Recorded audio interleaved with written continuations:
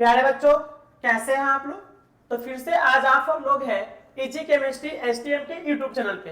तो आप लोग के लिए जो हम एक बैच अनाउंस किए थे केमिस्ट्री क्रैश कोर्स 1.0, और ये बैच उन लोगों के लिए था जो लोग क्या ना इस बार 12th बोर्ड एग्जाम देने वाले हैं, ठीक है ना। तो इस बैच में सबसे पहले हम लोग क्या है ना 3 चैप्टर कवर कर चुके थे, सॉलिड स्टेट, सॉल्यूशन, इलेक्ट्रोकेमिस्ट्री। और ये तीनों चैप्टर कवर करने के बाद हम लोग केमिकल काइनेटिक्स पढ़ना स्टार्ट किए थे, ठीक है ना। तो अब क्या ना केमिकल काइनेटिक्स में भी क्या ना हम लोग पार्ट 1 तो पढ़ चुके हैं, तो आज हम लोग क्या पढ़ेंगे केमिकल काइनेटिक्स पार्ट 2 के बारे में, ठीक है। तो आइए हम लोग बात करते हैं केमिकल काइनेटिक्स पार्ट 2 के बारे में। तो यहाँ पे क्या ना पार्ट 2 में हम लोग क्या ना कुछ टॉपिक को देखेंगे प्यारे बच्चों। उस टॉपिक को देखने के बाद क्या ना हम ये कहेंगे कि उससे क्या इंपॉर्टेंट ऑब्जेक्टिव क्वेश्चन है जो क्या ना इस बार बोर्ड एग्जाम में आने वाला है। तो यहाँ पे सबसे पहले आपके सामने है टॉपिक, जिस टॉपिक का नाम है रेट लॉ।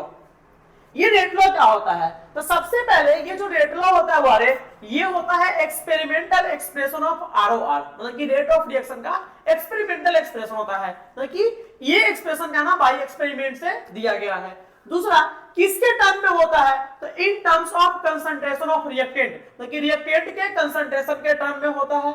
दूसरा कि अगर हम बात करते हैं इसके बाद अगला पॉइंट को, तो कहा कि according to rate law the rate of reaction directly proportional to the concentration of reactant with a proper power. कि जो ये रेट लॉ जो होता है, रेट लॉ के हिसाब से अगर हम बोले तो किसी रिएक्शन का जो रेट होता है उसके रिएक्टेंट के कंसंट्रेशन के सांद्रता के क्या होता है डायरेक्टली प्रोपोर्शनल होते हैं, मतलब उसके रिएक्टेंट के कंसंट्रेशन के क्या होते हैं डायरेक्टली प्रोपोर्शनल होते हैं, ठीक ना। अब यहाँ पे मान लीजिए यहाँ पे ए है, इसके साथ ए है, फिर क्या है ना बी के साथ क्या है बी है, और यहाँ पे क्या है सी के साथ सी और डी के साथ डी बन रहा है। ये आपके सामने क्या है रिएक्शन दिया हुआ है। इसके लिए अगर हम आर बोले रेट ऑफ रिएक्शन, तो ये जो आर होगा इस रिएक्शन का जो कंसंट्रेशन इस रिएक्शन का जो रिएक्टेंट है इस रिएक्टेंट के कंसंट्रेशन के डायरेक्टली प्रोपोर्शनल होगा। यहाँ पे होगा ए के पावर क्या हो जाएगा वो एक्स और बी के पावर क्या हो जाएगा यहाँ पे वाई। अब हम यहाँ पे ये बोले ये जो एक्स और वाई है वो ये क्या है ना एक तरह का एक्सपोनेंट है, क्या बोले एक्सपोनेंट है। और यहाँ पे ए और बी जो है ना कंसंट्रेशन ऑफ ए और कंसंट्रेशन ऑफ बी है, और इस एक्सपोनेंट्स को हम क्या ना एक्सपेरिमेंटली क्या करते हैं फाइंड करते हैं या डिटरमाइन करते हैं। अब यहाँ पे आर पावर लिखेंगे के, ए के पावर क्या लिखेंगे x, और दूसरा लिखेंगे b के पावर क्या लिखेंगे हमारे y लिखेंगे, b के पावर क्या लिखेंगे y, जहां पे ये k क्या हमारे कांस्टेंट, और ये a एंड b क्या है ना कंसंट्रेशन ऑफ रिएक्टेंट है, और यहाँ पे क्या है ना ये जो x और y है इसको हम बोलते हैं एक्सपोनेंट्स। क्या बोलते हैं हमारे एक्सपोनेंट्स। यहाँ पे ये लिखे हुए exponents has to be found experimentally.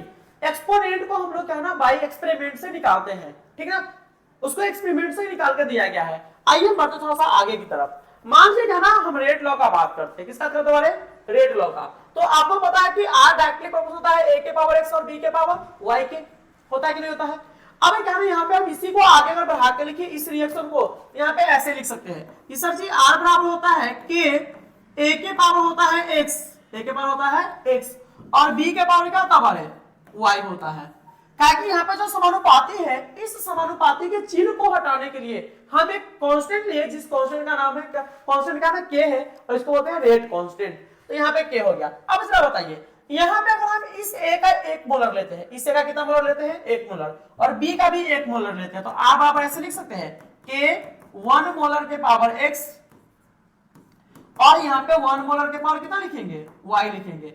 आपको ये पता होना चाहिए कि एक का पावर अगर कुछ भी है तो उससे कोई फर्क पड़ने वाला तो है नहीं, तो हम यहाँ पे बोल देंगे r बराबर क्या के। तो इस बात से ये स्पष्ट हुआ कि ये जो r है ना k के बराबर होता है। कब? जब हम किसी अभिक्रिया के अंदर रिएक्टेंट का कंसंट्रेशन 1 मोलर लेते हैं। कितना मोलर है 1 मोलर। जब किसी रिएक्टेंट के अंदर हम अभिक्रिया का जब किसी रिएक्शन के अंदर हम रिएक्टेंट का कंसंट्रेशन 1 मोलर लेते हैं तो वहां पे क्या है ना rate of reaction rate constant के क्या होता है बराबर होता है। तो यहाँ पे लिखा हुआ है rate constant is rate constant is rate of reaction at unit concentration of reactant, मतलब कि रेट कांस्टेंट जो होता है वो रेट ऑफ रिएक्शन होता है at unit concentration of reactant, जब रिएक्टेंट का कंसंट्रेशन हम 1 इकाई रखते हैं।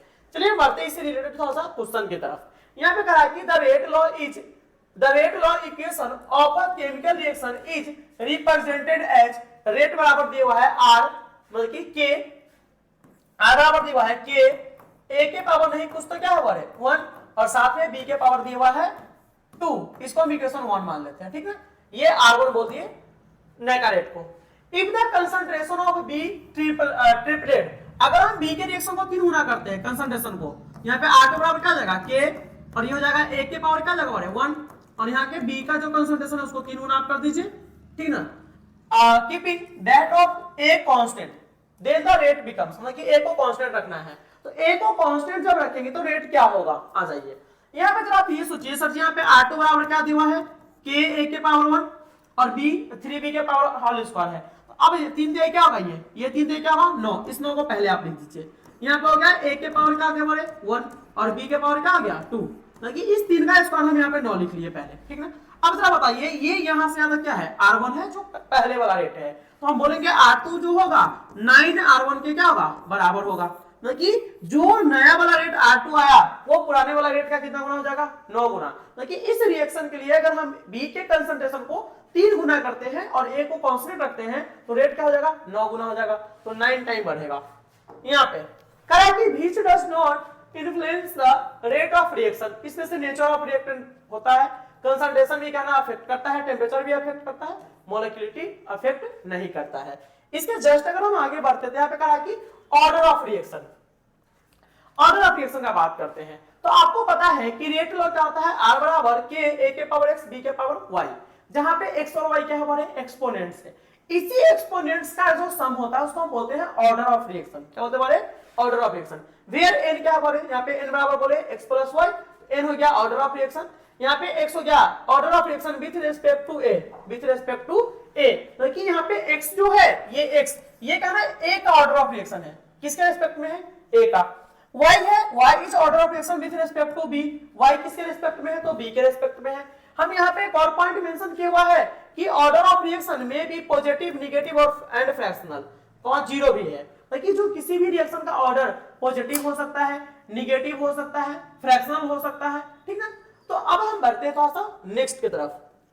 यहाँ पे क्या करा है कि when the concentration of the reactant for a reaction A to B, एक रिएक्शन दिया हुआ है A to B, इसके लिए increased by 8 times, increased by B is increased by 8 times, then the rate of reaction increased by 2 times the order of reaction। करा कि यहाँ पे करा है कि when the concentration of the reactants of a reaction A to B, ठीक ना, is B is A to B, B is यहाँ पे increased by 8 times, यहाँ पे B नहीं होगा, लिख लीजिएगा ना A to B के लिए, क्वेश्चन को थोड़ा सा आप लोग सही कीजिएगा, एक मिनट क्वेश्चन थोड़ा सही कर लीजिए आप लोग। यहाँ पे क्वेश्चन में सबसे पहले करा हुआ कि when the concentration of the reactants of a reaction A to B, ठीक ना, यहाँ पे अब यहाँ पे ना फुल स्टॉप के बाद लिखेगा A is increased by 8 times, A को हम 8 मतलब कि 8 बार इंक्रीज करते हैं, 8 गुना बढ़ाते हैं, ठीक ना। Then the rate of reaction increased by 2 times, तो रेट ऑफ रिएक्शन कितना गुना बढ़ता है 2 गुना बढ़ता है, ठीक है ना। तो आपसे कहा कि द ऑर्डर ऑफ रिएक्शन, तो उस रिएक्शन का ऑर्डर क्या होगा यहाँ पे आ जाइए। सबसे पहले R बराबर क्या लिखेंगे के ए के पावर x लिखेंगे, ये आपका हो गया इक्वेशन 1। दूसरा अगर हम क्या करते हैं इस k को तो जस्ट के तस रखेंगे, लेकिन a के रिएक्ट मतलब कि a के कंसंट्रेशन को कितना गुना बढ़ाते हैं 8 गुना बढ़ाते हैं, तो 8 a के पावर यहाँ पे क्या करेंगे x, तो ये हो जाता है R1, क्या होता है R1 हो जाता है। अब क्या है यहाँ पे जो नया रेट है वो R1 होता है, जो ये R1 2 गुना बढ़ता है, कितना गुना बढ़ता है हमारे 2R हो जाता है, 2 टाइम्स बढ़ जाता है, तो ये हो गया इक्वेशन क्या हमारे 2। अब डिवाइड कर दीजिए, इसमें इससे डिवाइड कर दीजिए आप सीधे कि रिएक्शन मतलब कि इक्वेशन 1 में हम इक्वेशन 2 से डिवाइड कर दिए, ये R से R कट जाएगा, K से K कट जाएगा, ये क्या ना हमारे यहाँ पे A से A कट जाएगा, तो अब क्या ना देखिए यहाँ पे हो जाएगा क्या 1/2 बराबर क्या हो जाएगा ये 1/8 के पावर क्या हो जाएगा x हो जाएगा, ऐसा होगा क्या। अब यहाँ पे हम बात करते हैं तो 1/2 हो जाएगा और ये हो जाएगा बराबर में 1/2 के पावर क्या हो जाएगा 3x। अब दोनों तरफ बेस क्या है बराबर, तो 3x बराबर कितना हो गया 1, तो यहाँ पे क्या ना x बराबर हो जाएगा 1/3, तो इसका आंसर क्या हो गया 1/3 हो गया। यहाँ पे क्वेश्चन थोड़ा आप लोग सही कर लीजिएगा। इसके बाद बात करते हैं, आगे कह रहा है कि जरा देखिएगा गौर से, for the reaction A plus B, ये बना रहा है प्रोडक्ट, एक रिएक्शन है जो A प्लस बी है और ये प्रोडक्ट में कन्वर्ट हो रहा है। इसके बाद कह रहा है कि it is absorbed that if concentration of A is double, इस रिएक्शन में इस A के कंसंट्रेशन को हम दो गुना कर रहे हैं, ठीक ना। The rate of reaction become 4 times, मतलब कि कहने का अर्थ है इसको हम दो गुना किए, कितना गुना बढ़े, दो गुना, तो रेट कितना गुना बढ़ा, 4 गुना, मतलब कि A का स्क्वायर हो रहा है, ठीक ना। चलिए स्क्वायर मतलब कि 2 हो रहा है। अब यहाँ पे हम बात करते हैं if the amount of B is double, अगर हम B को डबल किए, इस B को, बेचारा B को डबल करते हैं, then there is no effect on rate of reaction, the rate equation is, यहाँ पे जरा देखिएगा R का अगर हम बात करते हैं, R बराबर क्या होगा, K होगा, A के पावर क्या होगा बारे X होगा, और B के पावर क्या होगा बारे Y होगा। अब हम ये बोल रहे हैं कि इस A को अगर हम 2 से गुना करते हैं तो ये रेट कितना गुना बढ़ता है, 4 गुना। जरा आप गौर से सोचिए कि जब इसमें 2 से गुना करने के बाद ये 4 गुना हो रहा है, तो मतलब यहाँ पे क्या होगा, यहाँ पे x बराबर 2 होना चाहिए, तब तो 2 का स्क्वायर क्या हो जाएगा, 4। लेकिन अगर हम b को चेंज करते हैं, इसको चेंज करते हैं, कितना भी गुना बढ़ा है, मतलब कि मान लीजिए 2 ही गुना कर दिए, तो इसमें कोई इफेक्ट नहीं पड़ रहा है। जब इस पे 2 से गुना कर रहे हैं और कोई इफेक्ट नहीं पड़ा, तो y बराबर कितना होना चाहिए, 0 होना चाहिए, y बराबर यहाँ पे 0 होना चाहिए। तो हम ये बोलेंगे कि r बराबर हो जाएगा k, a के पावर क्या हो जाएगा 2, और यहाँ पे b के पावर क्या हो जाएगा 0। तो ये वाला आपका आंसर हो गया रेट बराबर, ठीक ना। आगे बढ़ते थोड़ा सा नेक्स्ट स्लाइड की तरफ। यहाँ पे कह रहा है कि if the rate of reaction is expressed by, rate बराबर कर रहा है k, a के पावर 2 और b के पावर नहीं पूछता कितना बार 1, then order of reaction will be, तो इस रिएक्शन के लिए ऑर्डर ऑफ रिएक्शन क्या होगा। तो यहाँ पे जरा देखिए, तो यहाँ पे दिया हुआ है k बराबर क्या दिया हुआ है, a के पावर दिया हुआ है 2 और साथ में b के पावर दिया हुआ है कितना बार 1 दिया हुआ है ना। अब कह रहा है कि यहाँ पे x बराबर क्या हो जाएगा 2 और y बराबर कितना हो जाएगा बारे 1 हो जाएगा, तो n बराबर कितना हो जाएगा x प्लस y, यहाँ पर जाएगा आंसर 3। तो रेट ऑर्डर ऑफ रिएक्शन कितना हो जाएगा 3 हो जाएगा। इसके जस्ट हम आगे बढ़ते हैं, तो यहाँ पे देख लीजिए कहा कि order of reaction H2 plus Cl2 gas 2HCl बना रहा है, तो इसके लिए होता है ऑर्डर ऑफ रिएक्शन 0। इसको थोड़ा सा आप याद रखिएगा, ये बहुत इंपॉर्टेंट है। अब हम बात करते हैं unit of rate constant. Rate constant का हम यूनिट कैसे डिटरमाइन करते हैं, तो आइए आप लोग थोड़ा सा गौर से देखिएगा। रेट कांस्टेंट के यूनिट के लिए फार्मूला होता है K होता है रेट कांस्टेंट, ये होता है कंसंट्रेशन के पावर 1 - 10 इनटू टाइम इनवर्स, यहाँ पे n होता है ऑर्डर ऑफ रिएक्शन। देखिए कहने का अर्थ है कहीं पे अगर आपको रेट कांस्टेंट का यूनिट निकालना है, रेट कांस्टेंट का, तो रेट कांस्टेंट का अगर आपको यूनिट निकालना है तो आप क्या कर सकते हैं, वहां ये कर सकते हैं कि कंसंट्रेशन का पावर 1 - n कीजिएगा इनटू टाइम इनवर्स कीजिएगा, जहां पे n क्या हो जाएगा, ये n हो जाएगा ऑर्डर ऑफ रिएक्शन हो जाएगा। आइए हम इससे रिलेटेड क्या ना प्रॉब्लम देखते हैं आगे के स्लाइड पे। कहा है कि the unit of rate constant for zero order reaction, मतलब कि जीरो ऑर्डर रिएक्शन के लिए आप रेट कांस्टेंट का यूनिट निकालिए। तो यहाँ पे क्या ना k बराबर क्या था हमारे ब्रैकेट के अंदर c मतलब कि कंसंट्रेशन था, 1 माइनस क्या था n, और इनटू में क्या था टाइम इनवर्स था, टाइम इनवर्स था। अब जरा हमको ये बताइए यहाँ पे n क्या था, ये n था ऑर्डर ऑफ रिएक्शन, और यहाँ पे जीरो ऑर्डर का है, मतलब कि n का वैल्यू क्या लीजिएगा 0, तो यहाँ पे जाएगा c 1 माइनस 0 और टाइम इनवर्स का आ जाएगा सेकेंड इनवर्स। अब यहाँ पे क्या ना c के पावर कितना आ गया हमारे 1 और यहाँ पे हो गया सेकेंड इनवर्स। कंसंट्रेशन क्या होता है मोल पर लीटर, मोल पर लीटर के पावर कितना हो गया, ये 1 हो गया, इनटू हो गया सेकेंड इनवर्स हो गया। इसमें तो आपको दिक्कत नहीं होना चाहिए, मोल पर लीटर हो जाएगा mole litre inverse, mole litre inverse, और ये हो गया सेकेंड इनवर्स, ये हो गया आपका जीरो ऑर्डर के लिए क्या ना k का यूनिट, तो mole litre inverse second inverse से क्या हो गया करेक्ट आंसर। तो बस आप फॉर्मेट याद रखिए, यूनिट याद करने का कोई जरूरत नहीं है। हम बढ़ते हैं नेक्स्ट स्लाइड की तरफ। यहाँ पे कह रहा है कि the unit of velocity constant in case of zero order reaction, zero order reaction के केस में वेलोसिटी कांस्टेंट मतलब कि k का रेट मतलब कि यूनिट आप निकालिए। क्या है कि the unit of velocity constant, velocity मतलब कांस्टेंट मतलब क्या है k, इसी को रेट कांस्टेंट या वेलोसिटी कांस्टेंट कहते हैं। In the case of zero order reaction, तो जीरो ऑर्डर के केस में n बराबर क्या लीजिएगा आप 0 लीजिएगा। यहाँ पे क्या हो गया हमारे कंसंट्रेशन 1 माइनस n होता है इनटू क्या होता है हमारे टाइम इनवर्स होता है, ये टाइम इनवर्स हो गया। जीरो पुट की जगह तो क्या जाएगा, यहाँ पे क्या जाएगा कंसंट्रेशन हो जाएगा और इनटू क्या जाएगा हमारे टाइम इनवर्स हो जाएगा। तो मतलब कि यहाँ पे k का यही आंसर हो गया concentration into time inverse, zero order के केस में। इसके बाद हम पढ़े नेक्स्ट क्वेश्चन की तरफ, तो कह रहा है कि if the concentration is expressed in mole per litre, concentration को हम किसमें एक्सप्रेस कर रहे हैं, किसमें प्रस्तुत कर रहे हैं, मोल पर लीटर में प्रस्तुत कर रहे हैं।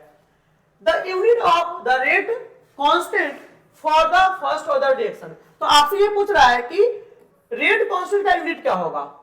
अगर हम कंसंट्रेशन को मोल पर लीटर में प्रस्तुत किए तो रेट कांस्टेंट का यूनिट क्या होगा फर्स्ट ऑर्डर रिएक्शन के लिए। आ जाए यहाँ पे, तो आपको पता है कि सर जी के बराबर होता है यहाँ पे सी 1 माइनस एन, यहाँ पे सी क्या होता है कंसंट्रेशन होता है, ठीक ना, यहाँ पे सी क्या होता है कंसंट्रेशन होता है, इनटू होता है time inverse, time inverse. First order के लिए हम एन का वैल्यू कितना ले लेंगे, इस फर्स्ट ऑर्डर रिएक्शन के लिए हम एन का वैल्यू कितना ले लेंगे 1 ले लेंगे। 1 जब लेंगे तो यहाँ पे के बराबर क्या हो जाएगा हमारे सी के पावर हो जाएगा 1 माइनस 1 इंटू क्या जाएगा टाइम इनवर्स, तो यहाँ पर हो गया क्या सी के पावर हो गया 0 इंटू हो गया टाइम इनवर्स। अब हो गया क्या टाइम इनवर्स, यहाँ पे टाइम इनवर्स मतलब क्या हो गया सेकेंड इनवर्स, ये आपका यूनिट हो गया फर्स्ट ऑर्डर के लिए, ठीक ना। अब क्या ना यहाँ पे हम जस्ट आगे बढ़ते हैं, तो आपने देखा है कि the unit of rate constant for second order reaction, यहाँ पे कह रहा है कि the unit of rate constant of second order reaction.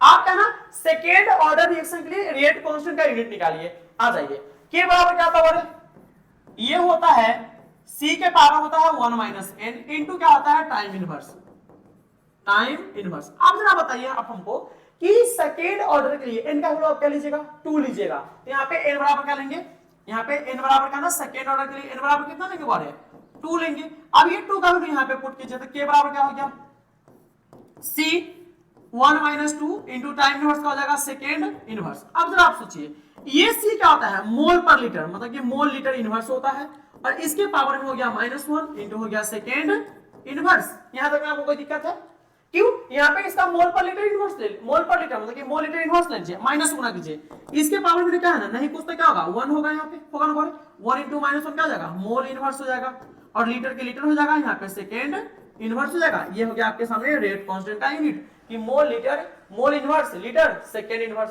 Mole inverse litre second inverse. तो यहाँ पे कौन सा यूनिट होगा mole inverse litre second inverse, तो mole inverse litre second inverse. यहाँ पे आप कर लीजिए इसको थोड़ा सा सही, ये आपका सही आंसर हो जाएगा मोल इनवर्स लीटर सेकेंड इनवर्स, ये आपका क्या हो गया करेक्ट आंसर हो गया, ठीक ना।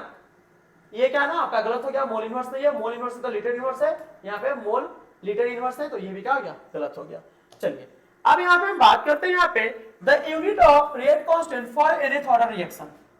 देखिए nth ऑर्डर रिएक्शन के लिए किसके लिए हमारे एक ऐसा रिएक्शन जिसका ऑर्डर क्या है n है, उसके लिए रेट कांस्टेंट का यूनिट निकालिए। अब जरा सोचिएगा कि यहाँ पे क्या होता है हमारे k बराबर होता है c, इसका पावर होता है 1 माइनस n इंटू क्या होता है टाइम इनवर्स, टाइम इनवर्स होता ना। अब nth ऑर्डर के लिए, तो nth ऑर्डर के लिए n मतलब कि जो ऑर्डर है वो n के ही बराबर होगा, ठीक ना। तो यहाँ पे क्या ना इसको लिखिएगा mole litre inverse, mole litre inverse. अब यहाँ पे क्या है ना ये हो गया क्या बारे सेकेंड इनवर्स हो गया, सेकेंड इनवर्स हो गया, मोल लीटर इनवर्स का क्या हो गया बारे सेकेंड इनवर्स हो गया, ठीक ना। अब क्या है यहाँ पे हम बात करते हैं 1 माइनस तो n होगा बारे। अब क्या ना यहाँ पे हम बात करते हैं इस 1 माइनस 1 से गुना करते हैं, यहाँ पे पावर में नहीं कुछ तो 1 गुना कीजिएगा, कोई फर्क नहीं पड़ेगा, कोई फर्क नहीं पड़ेगा यहाँ पे। तो आप यहाँ पे ये बोल सकते हैं सर जी ये हो जाएगा मोल के पावर 1 माइनस n, साथ में लीटर का पावर क्या हो जाएगा n माइनस 1 इंटू हो जाएगा सेकेंड इनवर्स। देखिए यहाँ पे 1 माइनस n है तो यहाँ पे n माइनस 1 है, तो देख लेंगे n माइनस 1 तो मतलब कि 1 माइनस क्या है n है, 1 माइनस n देख लीजिए मोल का power 1 minus n 1 minus n 1 minus n sorry 1 minus n यहाँ पे है, यहाँ पे तो है नहीं, यहाँ पे तो है नहीं, यहाँ पे एक है 1 माइनस मतलब कि मोल का जो पावर है 1 माइनस n कहाँ पे है, एक यहाँ पे एक यहाँ पे। अब चलिए l का पावर क्या है n माइनस 1 होना चाहिए, तो l का पावर यहाँ पे n माइनस 1 है, लेकिन यहाँ पे भी क्या है n माइनस 1 है, ठीक ना। उसके बाद हम बात करते हैं सेकेंड इनवर्स का। सेकेंड इनवर्स कहाँ पे है, यहाँ पे भी सेकेंड इनवर्स है, यहाँ पे भी है, यहाँ पे भी, यहाँ पे भी है। देखिए इस फ्रैक्शन को पहले हम चेक करते हैं अच्छा से। आ जाइए सबसे पहले हमको होना चाहिए मोल के पावर 1 माइनस n, मोल के पावर 1 माइनस n, तो यहाँ पे है मोल का पावर 1 माइनस n है ना। चलिए यहाँ पे तो है नहीं, यहाँ पे तो है नहीं, और यहाँ पे तो है नहीं, तो ये ऑप्शन तीनों तो पहले ही गलत हो गया आपका, ठीक ना। तो अब क्या है, यार आंसर आपका ये वाला सही हो जाएगा, 1 माइनस n, n माइनस 1 और सेकेंड इनवर्स हो जाएगा, तो इसको आप सही कर लीजिएगा, ठीक है। अब क्या है, इसके बाद हम बात करें यहाँ पे, तो कह रहा है कि the unit of rate constant and the unit of rate and rate constant of a reaction is same the order of reaction. कहने का अर्थ है रेट कांस्टेंट का यूनिट और रेट ऑफ रिएक्शन का यूनिट किस ऑर्डर ऑफ रिएक्शन के लिए same होता है। तो यहाँ पे देखिएगा, एक होता है जीरो ऑर्डर, कौन होता है, जीरो ऑर्डर रिएक्शन। इस जीरो ऑर्डर रिएक्शन के लिए हम ये देखे थे कि आर का जो होता है मोल होता है बड़े, लीटर होता है इनवर्स और साथ में सेकेंड होता है, ठीक ना। और रेट कांस्टेंट के का भी यूनिट होता है मोल, लीटर इनवर्स और सेकेंड इनवर्स। तो हम ये बोलेंगे कि जीरो ऑर्डर रिएक्शन के लिए रेट कांस्टेंट और रेट ऑफ रिएक्शन दोनों का यूनिट क्या द्वारा सेम होता है, ठीक ना। तो यहाँ पे क्या हो गया आंसर, जीरो, ठीक ना। अब क्या कहा कि the unit of rate constant depends upon, देखिए कहने का अर्थ है the unit of rate constant depends upon, किसी भी रेट कांस्टेंट का यूनिट किस पे डिपेंड करता है, तो n पे, और n क्या होता है, ऑर्डर ऑफ रिएक्शन होता है, तो ऑर्डर ऑफ रिएक्शन पे डिपेंड करता है। अब हम नेक्स्ट क्वेश्चन की तरफ बढ़ते हैं, तो यहाँ पे कह रहा है कि फैक्टर्स अफेक्टिंग रेट कांस्टेंट के, कौन कौन ऐसा फैक्टर है जो रेट कांस्टेंट k को अफेक्ट करता है, किसको अफेक्ट करता है, k को। तो टेम्परेचर, टेम्परेचर अगर बढ़ेगा तो रेट कांस्टेंट क्या होगा, बढ़ेगा। तो यहाँ पे क्या हो जाएगा आपका करेक्ट आंसर, ये कि velocity constant k of reaction affected by change in concentration of reactant, change in temperature, ये वाला आंसर क्या हो गया आपका, सही हो गया। इसके जस्ट अगर हम आगे बढ़ते हैं तो आपसे कहा है कि the rate constant of a reaction depends on, तो यहाँ पे बात करते हैं रेट कांस्टेंट का है, रेट ऑफ रिएक्शन नहीं कर रहा है। रेट ऑफ रिएक्शन कहता तो कंसंट्रेशन ऑफ रिएक्टेंट लेते हैं, लेकिन यहाँ पे रेट कांस्टेंट कर रहा है, तो रेट कांस्टेंट जो होता है वो टेम्परेचर पे डिपेंड करता है, किस पे डिपेंड करता है, टेम्परेचर पे। अब यहाँ पे बात करते हैं नेक्स्ट टॉपिक जो आपका है वह है मॉलिक्यूलरिटी ऑफ रिएक्शन। क्या हमारे मॉलिक्यूलरिटी ऑफ रिएक्शन है, तो हम बात करते हैं मॉलिक्यूलरिटी ऑफ रिएक्शन क्या होता है।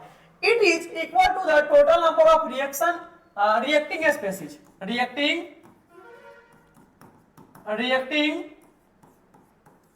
स्पेसीज, ये किसके बराबर होता है, total number of reacting species के क्या होता है, बराबर होता है। किसी रिएक्शन में जितने एटम या मॉलिक्यूल या आयंस पार्टिसिपेट करते हैं वही उसका मॉलिक्यूलरिटी होता है, मतलब कि आणविकता होता है, ठीक ना। इट इज थ्योरेटिकल क्वांटिटी, ये कैसा क्वांटिटी बड़े, थ्योरेटिकल है। It is never be zero negative और फ्रैक्शनल, ये कभी जीरो नेगेटिव और फ्रैक्शनल नहीं हो सकता है। जैसे मान लीजिए हम ये बोले a प्लस बी एक रिएक्शन जाके बना रहा है प्रोडक्ट P, तो ये दो हो गया, तो यहाँ पे मॉलिक्यूलरिटी कितना हो जाएगा, दो हो जाएगा, ताकि यहाँ पे दो पार्टिसिपेट कर रहा है। अगर हम बात करते हैं 3a प्लस 2b, यहाँ पे कितना मॉलिक्यूल पार्टिसिपेट करा, a का 3 गो, b का कितना बने 2 गो, 3 2 5, तो इसका मॉलिक्यूलरिटी ऑफ रिएक्शन कितना हो जाएगा 5। अगर हम बात किए 2a प्लस क्या बने 3b है, तो यहाँ पे अगर हम बात करते हैं 2a प्लस 3b का, 2a प्लस 3b का बात करते हैं, तो ये जो 2a प्लस 3b है, तो यहाँ पे कितना 2 और कितना 3, कितना हो गया बने 5, तो इसका मॉलिक्यूलरिटी कितना हो जाएगा 5 हो जाएगा। अब क्या ना इसके बाद अगर हम बात करते हैं elementary reaction, it is a single step reaction, वो ऐसा रिएक्शन जो एक स्टेप में कंप्लीट हो जाए, दो स्टेप में कंप्लीट ना हो, एक ही में हो जाए, उसको एलिमेंट्री बोलेंगे। इसका बात करते हैं ऑर्डर ऑफ रिएक्शन, ये क्या होता है, ऑर्डर ऑफ रिएक्शन क्या होता है ना, मॉलिक्यूलरिटी ऑफ रिएक्शन के बराबर होता है। अगर क्या ना किसी रिएक्शन का ऑर्डर और मॉलिक्यूलरिटी दोनों आपस में बराबर हो जाए तो उसको हम एलिमेंट्री रिएक्शन बोलेंगे, ठीक ना। इसके बाद हम बात करते हैं कॉम्प्लेक्स रिएक्शन का, तो ये कॉम्प्लेक्स रिएक्शन क्या होता है, ये होता है it is multi step reaction, ये क्या ना बहुत सारे स्टेप में क्या ना पूरा होता है, एक से अधिक स्टेप में। यहाँ पे कहना एक सूडो ऑर्डर रिएक्शन है जो आपके लिए इंपॉर्टेंट है, इसको थोड़ा गौर से आप देखिएगा। हम ये बोले हैं सूडो ऑर्डर रिएक्शन के लिए condition, order of reaction is 1, देखिए रिएक्शन का ऑर्डर कितना होना चाहिए, 1 होना चाहिए, but molecularity of reaction more than 1, देखिए मॉलिक्यूलरिटी क्या होना चाहिए, मोर देन 1 होना चाहिए। तो यहाँ पे लिख देते हैं इस बात को, ऑर्डर कितना होना चाहिए, ऑर्डर होना चाहिए 1 के बराबर, और मॉलिक्यूलरिटी कितना होना चाहिए, मॉलिक्यूलरिटी कितना होना चाहिए, ये होना चाहिए क्या बोले मोर देन 1, मतलब कि 1 से बड़ा होना चाहिए, 1 से क्या होना चाहिए, बड़ा होना चाहिए। किसी रिएक्शन के लिए ऑर्डर अगर 1 है, उसका मॉलिक्यूलरिटी 1 से ज्यादा है, तो उसको सूडो ऑर्डर रिएक्शन बोलेंगे। इसका एग्जांपल बहुत इंपॉर्टेंट है, इसको बोलते हैं ईस्टर, क्या बोलते हैं ईस्टर बोलते हैं, ठीक ना। तो हाइड्रोलाइसिस ऑफ ईस्टर हो गया, ठीक ना, या इन्वर्जन ऑफ शुगर हो गया, ये दोनों क्या ना सूडो ऑर्डर रिएक्शन है यूनिमॉलिक्यूलर टाइप। किस टाइप का, unimolecular type. Inversion of sugar बोले या हाइड्रोलाइसिस ऑफ CH3COO C2H5 मतलब कि इस तरह का बोले। तो ये दोनों क्या होता है बोले, ये कहना सूडो ऑर्डर रिएक्शन होता है, जिसका कहना ऑर्डर ऑफ रिएक्शन एक होता है, मॉलिक्यूलर रिएक्शन क्या होता है, ज्यादा होता है। तो इसको आप याद रखिए, आपके बोर्ड के लिए ये क्या है ना काफी इंपॉर्टेंट होने वाला है। इसके बाद अगर हम बात करते हैं तो यहाँ पे कह रहा है कि इन्वर्जन ऑफ शुगर इज, तो इन्वर्जन ऑफ शुगर ये सूडो ऑर्डर रिएक्शन है, और सूडो ऑर्डर रिएक्शन के लिए क्या ना ऑर्डर होता है 1, मॉलिक्यूलरिटी होता है 1 से ज्यादा, ठीक है। तो यहाँ पे कह रहा है कि order zero order, first order, तो ये हो गया फर्स्ट ऑर्डर होगा, ठीक ना। इसके जस्ट बाद अगर हम पढ़ते हैं तो यहाँ पे कह रहा है molecularity of reaction of inversion of sugar. यहाँ पे क्या हो जाएगा, इसका मॉलिक्यूलरिटी कितना होता है, 2 होता है, और ऑर्डर कितना होता है इसका, 1 होता है, ठीक ना। क्या कि इन्वर्जन ऑफ शुगर है तो ये सूडो ऑर्डर रिएक्शन होगा, और सूडो ऑर्डर है तो मॉलिक्यूलरिटी कितना हो जाएगा 2, लेकिन उसका ऑर्डर कितना होगा, 1 होगा। इसके बाद हम बढ़ते हैं नेक्स्ट स्लाइड की तरफ। यहाँ पे कह रहा है कि example of pseudo order reaction, just अभी हम देखे थे इन्वर्जन ऑफ शुगर, तो यहाँ पे ये क्या हमारे इन्वर्जन ऑफ शुगर है, जो क्या है सूडो ऑर्डर का एग्जांपल है। तो आपका कहना आज कहना केमिकल काइनेटिक्स का पार्ट 2 भी कंप्लीट हुआ। इसके बाद हम पढ़ेंगे केमिकल काइनेटिक्स पार्ट 3 की तरफ, जिसमें क्या ना आपका ये चैप्टर क्या ना कंप्लीट हो जाएगा। तो आप हमसे जुड़े रहिए 20 जनवरी तक। 20 जनवरी को क्या ना आपका हम पूरा सिलेबस कंप्लीट करके आपके हाथ में दे देंगे। उसके बाद हम 5 क्लास के सीरीज की तरफ बढ़ेंगे। हर एक चैप्टर वाइज सब्जेक्टिव क्वेश्चन भी आपको हम बताते हैं हर चैप्टर के लास्ट में, तो इसमें भी आपको हम बता देंगे। तो आज में इतना ही, मिलते हैं केमिकल काइनेटिक्स पार्ट 3 की तरफ के साथ। Okay bye.